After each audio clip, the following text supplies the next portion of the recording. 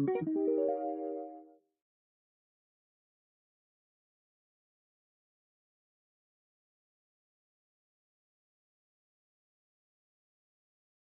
year was my first year as an educational consultant, looking at literacy and in particular working with English language arts teachers. And I really noticed that our teachers were seeking support in terms of working with youth and multimodal learning and digital supports and multimedia expression. And last year, in working with two colleagues, Karen Gatormson, who's our arts education consultant, and Jacqueline Hellman at that time, who was our educational technology consultant, we really realized that there was a need to explore how youth learn, how they acquire their visual skills, and in particular that adolescent literacy looks different from the literacy development of children. And that's traditionally not how we've interpreted it. So I was very excited to see, can we research, can we investigate this? My own teaching background has been with students who were marginalized. So I've been a resource teacher. I've worked in many special programs with youth who were very disengaged from learning for a multitude of reasons. And so I was really curious if we could shake the box, flip things around and view literacy from a different angle, because I perceived there was a real gap in the way we were addressing what youth brought to their learning. I saw that our youth tended to be visual learners. We tend to live in a society that is predominantly visual, and yet our practices reflected very traditional approaches where we privileged print text over visual text. With visual literacies, what we're looking at is helping kids decode, understand, comprehend, whatever way you want to look at it, visuals. And visuals can mean a variety of things. We're talking about everything from infographics to video production, something that they would watch on YouTube. It includes things like basically a picture that they might work through, a map, a chart, anything that they have to decode and try and work through. We're also talking about helping kids create. So when you look at the language arts, for example, all of the curriculums ask kids to decode in some shape or form. But for example, language arts, they're always asking kids to decode and then create. And so we're really helping kids work through those visual text, as we call it. I have always seen the importance of visual literacy, and I've never looked at it formally. So I know Jackie Hellman from back when we both worked at Centennial, and she was the teacher librarian there, and she started discussing the project with me, and I immediately gravitated toward the project. I know visuals help students. I know students tend to think more in pictures and associate more with visuals than they do with words, and that's really from teaching second languages or additional languages to students. I know that works very, very well. If you can attach a visual to a word, then it tends to stick with students more. So right away I knew that this was something I wanted to be involved with. So today the students are working on their final project. We call it a Tâche Finale, and their final assessment for this class is to incorporate all the different techniques that we've learned, the grammar techniques, language techniques, into one project, and we're having an auction. So they've each chosen an item that they're going to auction off, and part of this semester we've looked at advertising. So they're creating a one-page advertisement, and then they're writing up using all of these different writing techniques and language techniques, their advertisement with a title and a slogan, and really looking at upselling with a visual. And then we're going to create an auction catalog. They're going to be able to choose what they want to buy. We're going to give them fake French money for the class, and the day of assessment they're going to come in and they're going to have to read their advertisement, try to convince students that they want to buy their product, and then they're going to have to spontaneously auction their product off in the class and sell it to somebody else and then buy other products. So it's going to be, a whole auction But their portion of this, the written portion and the visual, is the catalog that they're creating. And everyone will get a full catalog of everybody else's ad for the item. When we think about a project like that, there's actually two things that teachers have to think about. Not only are they thinking about the content, which of course in this case is French, and what she wants the students to understand and comprehend and be able to put the words together, those kind of things. But we're also talking about skill sets.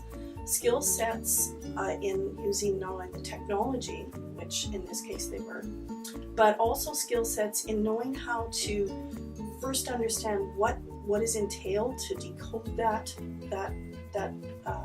platform that they're using, and how would they use that to bring people into their learning and to share it out. So when they create something like a website, they have to be able to break it down first before they can build it. And so that's part of the putting it in scaffolding that a teacher has to consider. And when you talk about visual literacies, a lot of times we've just taken it for granted that students know how to do that. We think that kids live in such a technology-rich world and text-rich world that they should just automatically understand it, but they don't. And we've learned that through a lot of the things we've been trying to accomplish with our kids. Every time we delve into something like that, we find, whoa, we got to stop and we need to scaffold more. So those were some of the epiphanies we had, is that our kids need those skill sets just like they would have needed when they were learning how to read and write with traditional print. I've been sort of the research designer, the consultant that keeps peering in the windows of my colleagues and asking for their reflections and trying to shape the learning and the design of this research. And I too am a baby researcher in learning.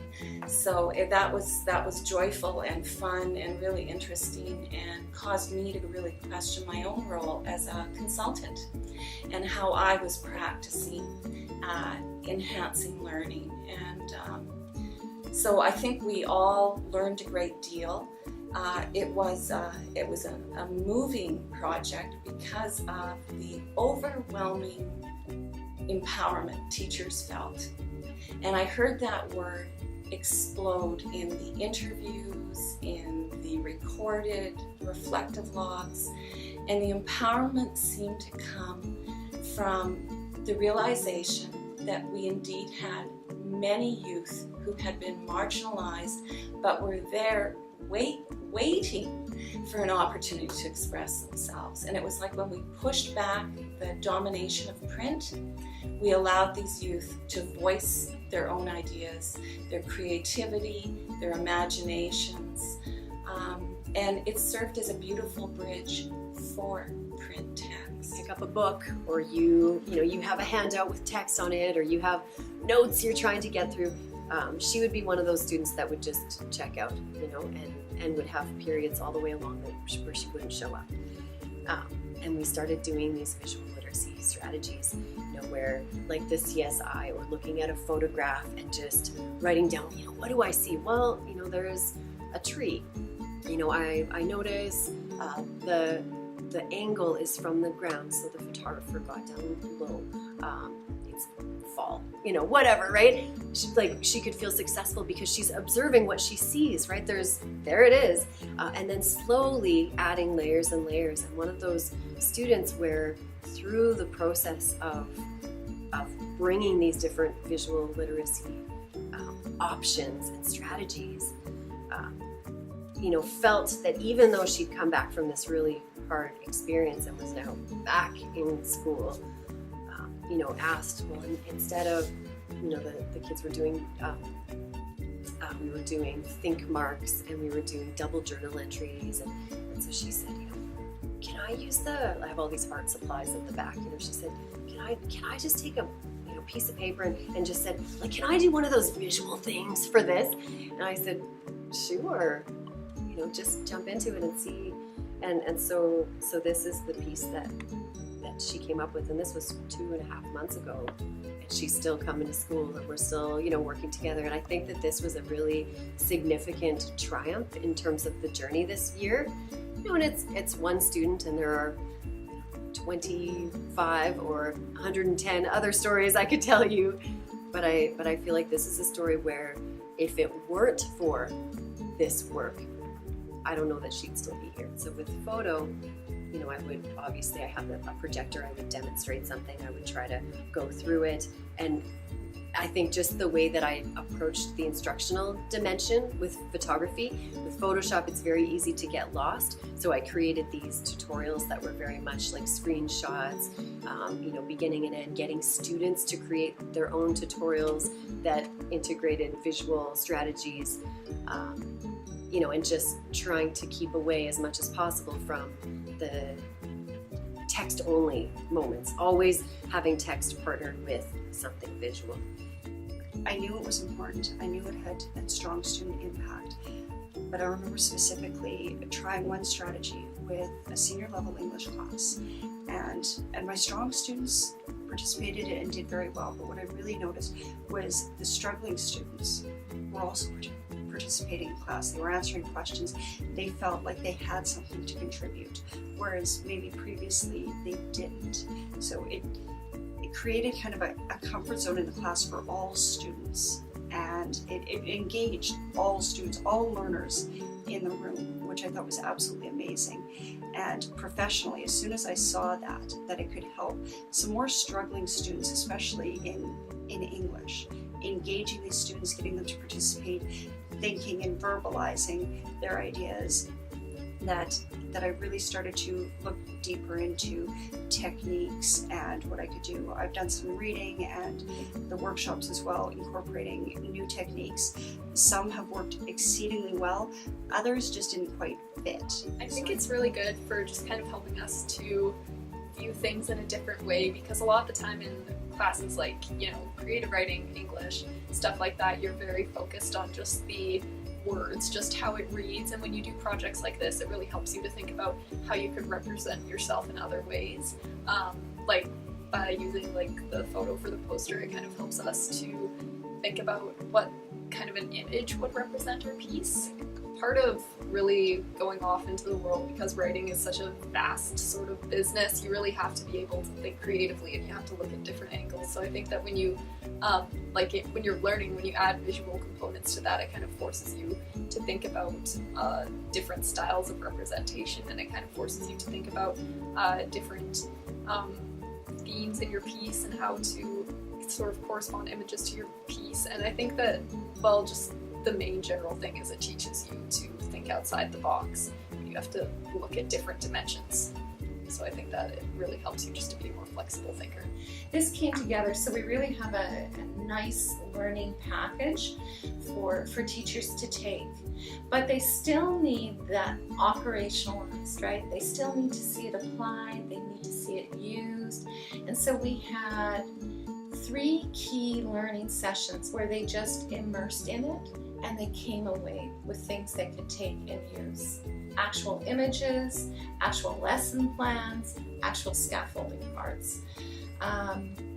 In between there though, we shoulder tapped and pulled those collaborative learning opportunities. So we'd go right into their school and I would sit with the team of action researchers and they would lay out their experiences, and then we would question and examine and push.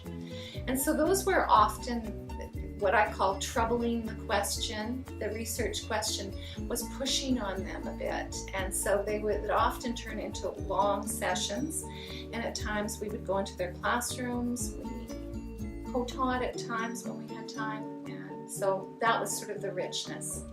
And as we went through and we started looking at different activities, strategies, learning more about it, studying about it formally, I realized that this is just good practice, and incorporated it kind of across the board.